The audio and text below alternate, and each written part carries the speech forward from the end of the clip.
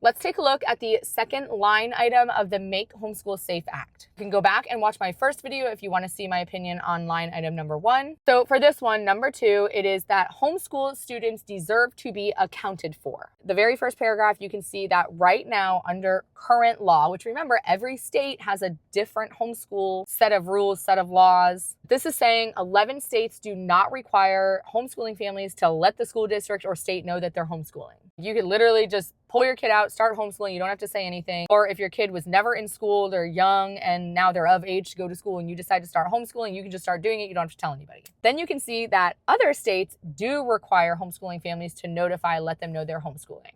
But they're not following up with the family to see if the enrollment actually happened. So what exactly is this proposing? Well, this is saying that now every homeschooling family has to notify the superintendent that they're going to be homeschooling. And this is kind of crazy. If they don't do it within 30 days of notifying the superintendent, they must enroll their child in a public or private school. Definitely have an issue with that. And this last part down here, of course, it's justifying why they feel this way. And that is because they don't want any kids falling through the cracks. They want to make sure everybody's accounted for.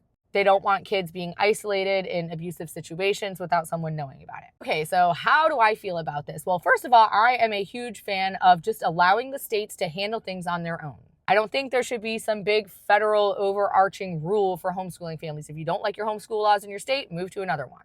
I personally live in a state that we have to file a letter of intent. I have to let the state know that we're homeschooling. I also have to do annual portfolio reviews to kind of like prove to the state that my kid's doing okay. I don't mind the letter of intent part. Like, I do understand they want to account for everybody, but then there is the other side of me that's kind of like, well, it's none of their damn business. These are my kids. But I'm also not an abusive parent, right? But if there was a situation where there was an abusive parent and now this kid's not accounted for, we don't know, are they going to school, are they not? This is where that word truancy comes into play. Like right now, you can't just like not send your kid to school because then you can get hit with truancy. But as a homeschooling family, if you're not notifying anybody, you're not required to notify anybody, you're not really held to that same standard. I will say that this is one line item of the Make Homeschool Safe Act that I don't take as much of an issue with.